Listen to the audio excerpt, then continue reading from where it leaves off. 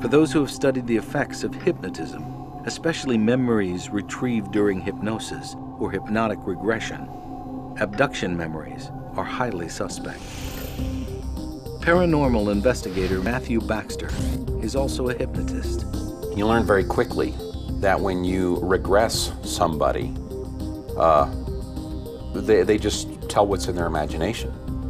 They make up stories. They're very real to them, but they make up stories. Studies have repeatedly shown that hypnosis does not improve memory, but it can create false memories and solidify a person's belief in those memories. For skeptics, it's no coincidence that UFO abduction stories began showing up in the therapy-crazed 80s, along with other hypnosis-related phenomena like satanic ritual abuse and multiple personality disorder, all based on hypnotically retrieved memories.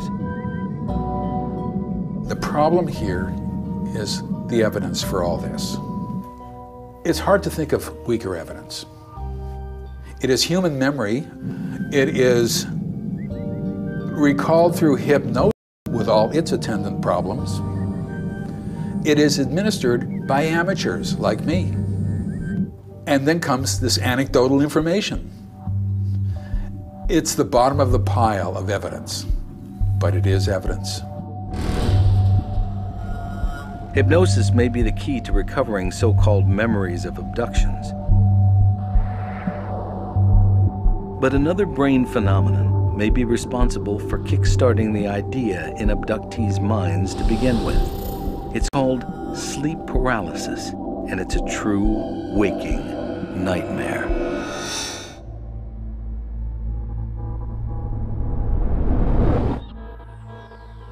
I was held down by these living sort of ribbons that came across me and tightened up around me and bound me down. And then, of course, the aliens filed into the room and levitated me and took me out of the room. And it was a very bizarre experience. And I thought, I'm being abducted. You know, why? Why am I being abducted? What are they doing? Turns out I was just having sleep paralysis. When we dream, our brain switches off our ability to move so that we don't injure ourselves acting out those dreams. When we wake up, it switches us back on again. But sometimes the switch is out of sync, and we wake up paralyzed.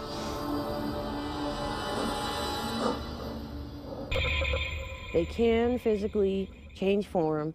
As for those who believe they've been abducted and the therapists who treat them, their experiences are as real as any other parts of their lives. Talk of sleep paralysis seems insulting compared to what they believe they have experienced. When you're in the middle of it, it seems so real. You can't just tell someone who thinks they've been an abductee that they're having sleep paralysis. You know, they try to discredit people like us, but the fact is, we've seen them, we've touched them, we've heard them, we've smelled them, we've been dealing with them our whole lives.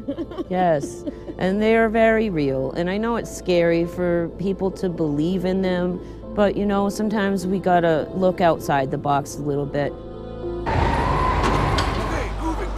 And what about the bodies?